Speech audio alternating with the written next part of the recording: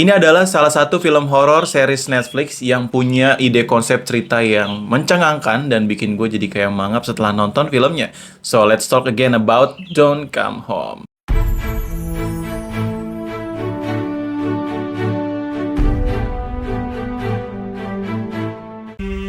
แม่คะเราจะไปไหนกัน แล้วห้องนี้ล่ะ เรามีแค่ที่นี่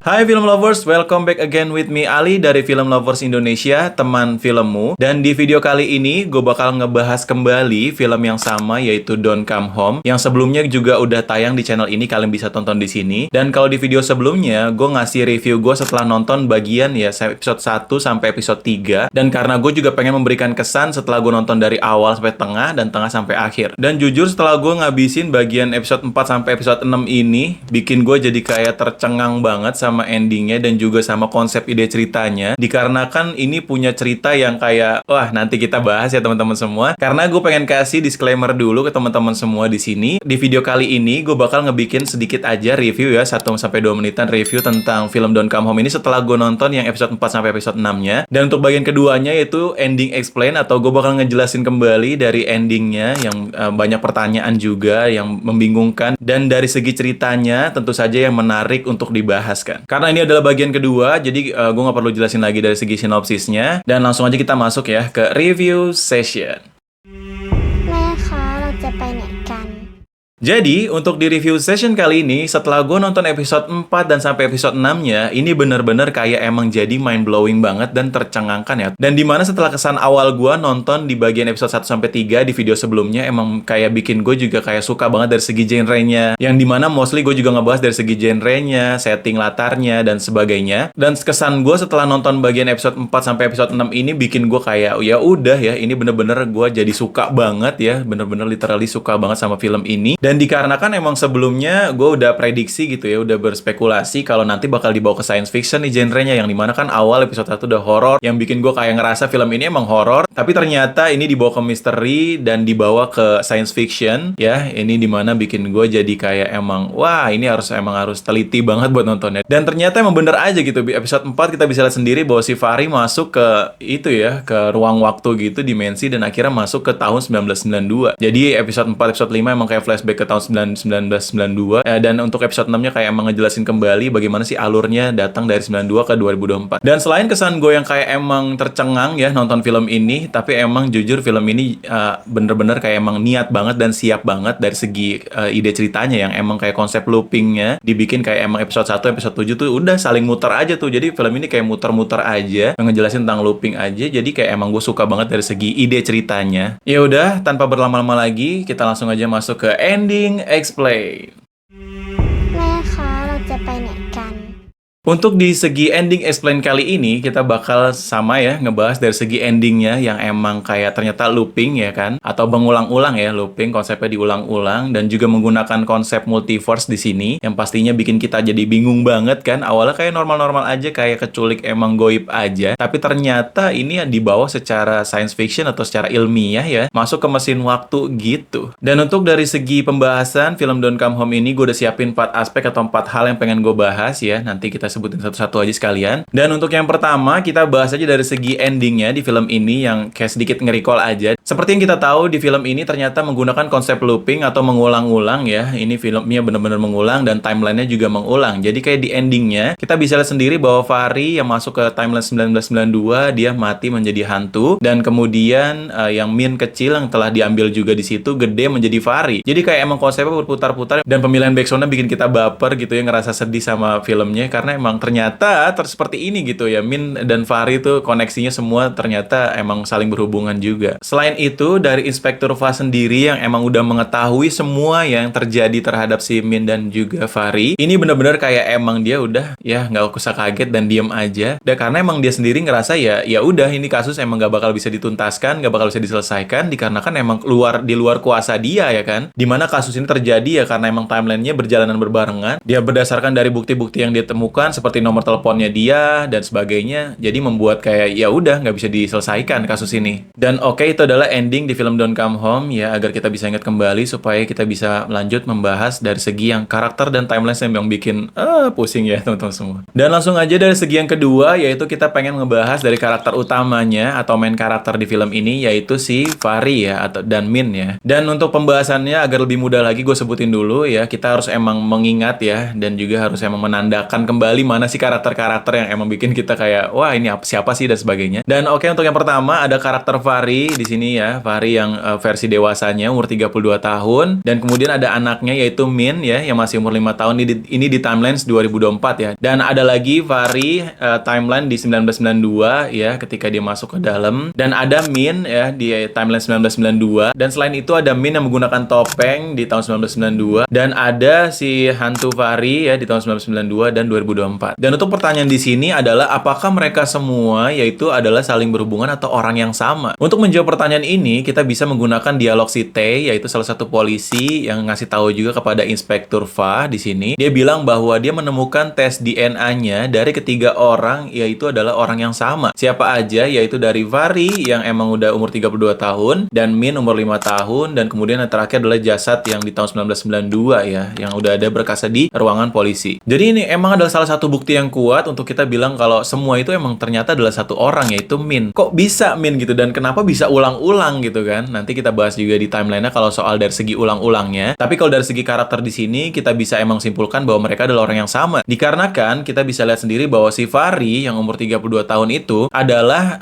Min ya. Sebenarnya Min yang di tahun 1992, dan dia udah diganti namanya ya kan, karena emang dia trauma berat, udah diganti namanya sama si Panida menjadi namanya Fahri ya, seperti anaknya dia ya pas yang udah meninggal. Dan di sini kenapa dia bukan Fahri anaknya Panida ya kan? Kita juga bisa simpulkan dari filmnya emang bahwa ternyata si Fahri dan suaminya tuh ya emang udah meninggal, udah mati dalam kecelakaan dan nggak hidup lagi. Jadi emang yang ditarik ke dalam mesin waktu itu kembali ke 1992 adalah si Min yang umur 5 tahun yang kita bisa lihat di episode pertama ya. Ternyata yang kata ditakutin hantu itu masuk ke lemari. Selain itu salah satu mayat yang ditemukan 1992 yaitu emang si Fahri ya. Ternyata karena emang nggak bisa dikenali aja, dimana kan dia mukanya habis kebakar karena kena chandelier ya, lampu gantung gitu. Dan di sini polisi nggak bisa menentukan atau ngedefinisikan siapa dia, dan apalagi dia bawa pistol dari tahun 2006 ya, dibawa dari masa depan, dan ada salah satu secari kertas telepon genggam yang emang nggak eksis di pada tahun tersebut. Jadi nggak bisa disimpulkan pada tahun itu, yang akhirnya bisa disimpulkan kembali sama Inspektur Fa yang menanyakan langsung ke bapaknya ya, bahwa mayat-mayat terjadi yang sebelum itu siapa dan sebagainya juga. Oke, jadi pertanyaan dari mereka semua adalah orang yang sama, itu adalah benar ya. Si Fahri yang umur 32 tahun, Min yang umur 5 tahun, Min yang di hantunya, Min yang pakai topeng, dan Fahri yang hantunya itu semua adalah orang yang sama, yaitu Min. Langsung aja masuk ke timeline ya, yang ketiga, yaitu kita bahas dari segi timeline. Dari segi timeline ini bisa kita menjadikan dua ya, karena emang ada timeline di tahun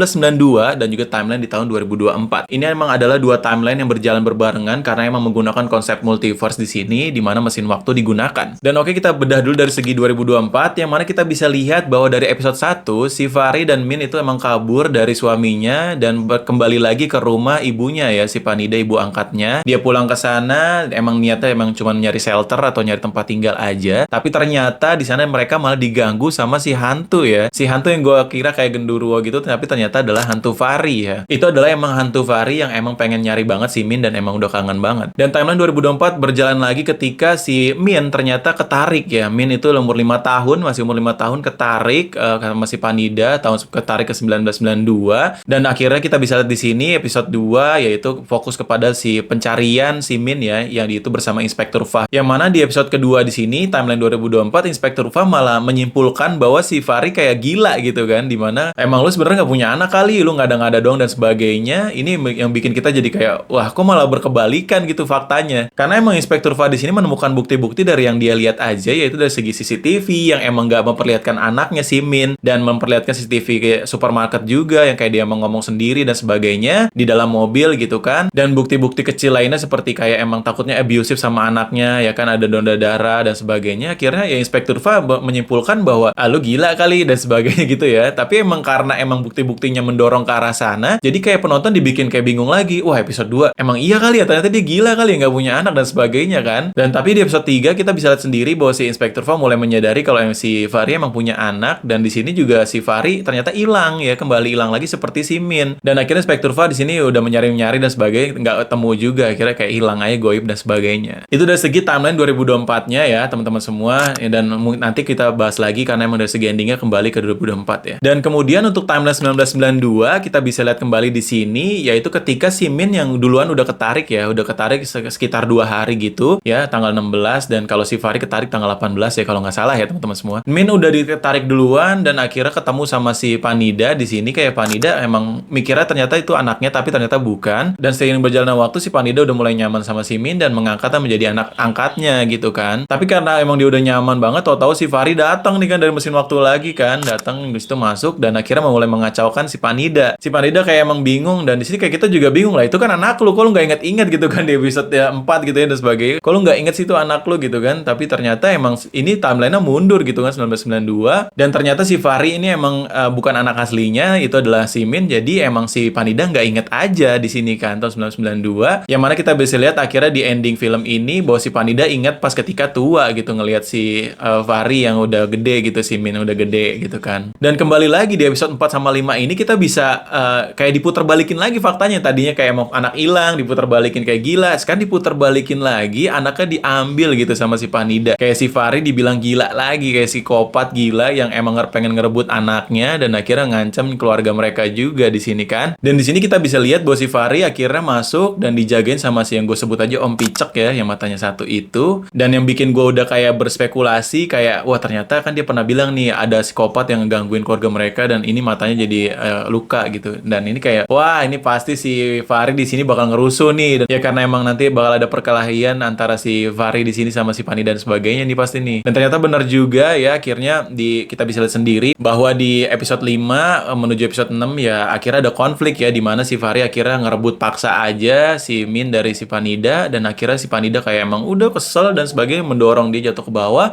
kena chandelier lampu gantung dan akhirnya kebakar mati. Dan itulah dari segi timeline dari 1992, dan akhirnya kita bisa lihat kembali timeline-nya gerak tuh dari 1992. Dia si Panida sama si Min pergi dari rumahnya tersebut, mengganti namanya si Min jadi Fahri, dan kemudian Fahri gede, nikah sama si suaminya itu, dan di sini dia punya anak, baru drama perceraian, dia pulang lagi ke rumah, masuk lagi ke timeline, dan akhirnya looping balik lagi ke tahun 1992 dan sebagainya. Jadi itu adalah timeline yang jalannya berbarengan tapi berputar-putar terus ya. Itu cuman korbannya si ya Fahri aja, si Min di sini ya, maksud gue ya emang si Min aja yang emang udah rusak timelinenya karena emang digunakan ditarik juga sama si mesin waktu yang dibuat sama si Panida tersebut. Dan sebenarnya pas gue sebelum bikin video ini tuh ada salah satu pertanyaan yang ganggu banget otak gue ya di sini, karena gue bikin kayak bingung banget gitu kan. Sebenarnya kalau ini konsepnya berulang-ulang, timeline satu berulang-ulang terus kenapa si Min bisa punya anak sendiri gitu kan, punya anak sendiri yaitu Min juga. Yang kalau kalian tahu kan emang si Fahri adalah Min yang diganti namanya. Terus tahu-tahu punya anak si Min. Ya kok masa dia bisa ngelahirin diri sendiri? Ini yang bikin gue ganggu banget. Tapi setelah gue kayak nonton sedikit-sedikit lagi dan kayak emang udah baca-baca juga dari internet dan sebagai riset juga karena gue udah bingung banget ya. Tapi ternyata emang ada salah satu dialog yang diucapkan sama si suaminya si Fahri ya. Yang mana dialognya itu dia bilang kalau lagi ngapain gue peduli sama si gadis itu? Gadis itu aja bukan anak kandung gue. Nah ini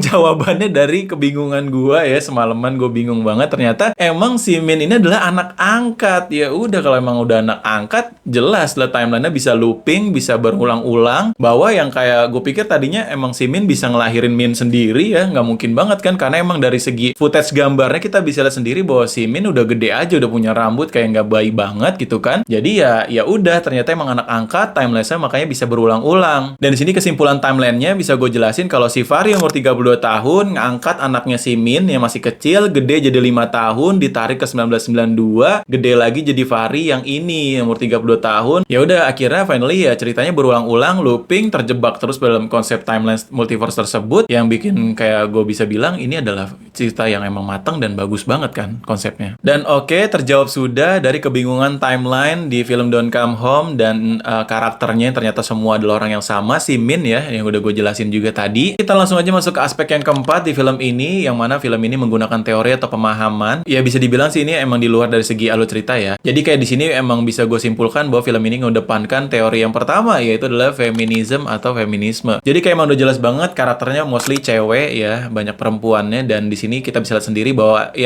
hint yang paling kuat ya, clue yang paling kuat yaitu Inspektur Fa, pemimpin kasus ini yang diperanin sama perempuan yang udah hamil juga umur 7 bulan di sana. Kayak emang kita bisa lihat aspek feminismenya emang kuat banget ya, dimana perempuan akhirnya bisa gitu melakukan kerjaan yang sama seperti laki-laki. Dan Inspektur Fa ada satu dialog yang emang kuat banget ketika dia ya mukulin si suaminya Fahri di sana, kayak emang ya udah perempuan kuat gitu dan sebagainya, emang ngasih tahu aja di sini ya udah, kesan feminismenya emang kuat banget. Ini adalah dari segi teori atau yang digunakan dalam film ini yang bisa jelas banget kita lihat bahwa emang kesan-kesan feminismenya emang ya banyak ya. Itu adalah salah satu pemahaman yang diangkut di film ini. Dan untuk teori kedua yang diangkat di film ini yaitu adalah male gaze, yaitu adalah pandangan lelaki ya. Kalau kita bisa searching juga adalah male gaze ketika adalah pandangan lelaki yang menganggap wanita itu sebagai objek gitu ya, sebagai objek yang bisa dilihat, objek juga yang dianggap kayak remeh-temeh dan sebagainya juga sih di sini ya. Dan kita bisa lihat kembali dari si karakter ya suaminya si Fahri yang dimana emang abusive aja tuh sama si Fahri, kayak emang kasar aja ya kan, dan ngeliat si Fahri kayak emang cuman objek mainannya dia aja gitu ya, kayak main cekak-cekek aja. Dan salah satu dialog yang emang udah jelas banget ketika si suaminya Fahri bilang ke si Inspektur Fa pas pertama kali bertemu, ini emang gak ada petugas lain lagi apa yang nggak hamil gitu dan nggak cewek, dimana kan cewek pasti nggak bisa gitu nyelesain kerjaannya dan sebagainya. Wah, ini udah kayak male gaze aja ya, kayak emang pandangan toksik dari cowok aja ke cewek sih di sini. Ya mostly paling itu aja sih yang pengen gue bahas dari film ini, karena emang pas ketika gue nonton ya udah jelas banget ya kayak emang aspek feminism, male gaze, masculinity dan sebagainya emang banyak banget di film ini yang kayak ya udah emang jadi kayak ciri khas di film Don't Come Home ini, selain dari segi ide ceritanya yang emang masterpiece banget. Ya, jadi itu aja sih yang bisa gue bahas dari segi ending explain di film Don't Come Home ini. Nggak banyak juga bisa gue bahas, tapi kalau kalian punya pertanyaan yang masih mengganggu pikiran kalian bisa tulis aja di kolom komentar ya, teman-teman semua. Kalian bisa tulis aja di sana, dan supaya kita bisa berdiskusi lagi di kolom komentar. Dan untuk dari segi review ratingnya, bisa gue kasih ke film Don't Come Home ini, yaitu sebesar 9 atau wah gila, keren parah. Jadi emang udah lanjutan dari review gue sebelumnya. Dan kalau kalian mau ngeliat aspek-aspek yang gue review di film ini, kalian bisa nonton di video sebelumnya. Dan untuk video ini lebih kayak khusus aja ngebahas dari segi ending explain-nya. Jadi balik lagi, bisa gue bilang emang film ini bagus dari segi konsep ceritanya yang emang looping, ngulang-ngulang, karakternya yang emang semua ternyata satu, dan kayak emang pertanyaan-pertanyaan multiverse ya emang wah banyak banget. Dan paling kalau kekurangannya kayak emang nonton film ini ya emang sabar aja, karena ini series ya. Jadi satu episode emang pelan-pelan ngebedah dari segi plotnya dan alur ceritanya pelan-pelan ya. Oke, jadi sampai di sini aja untuk videonya. Jangan lupa juga untuk like dan subscribe channel ini ya, bantu gua. Dan jangan lupa juga untuk support and donate yang udah gue cantumin di deskripsi di bawah. Dan sampai bertemu lagi di pembahasan selanjutnya, di review selanjutnya. And salam pecinta film. Don't Come Home ya, emang udah looping. Ini gimana berhentiinnya? Mungkin ya ada satu orang yang menghentikan timeline kembali ya. Jadinya supaya nggak berulang-ulang aja. Kasihan si Fahri sama si Min yang udah masuk lagi ke rumah, masuk lagi dan sebagainya. Itu sih ya.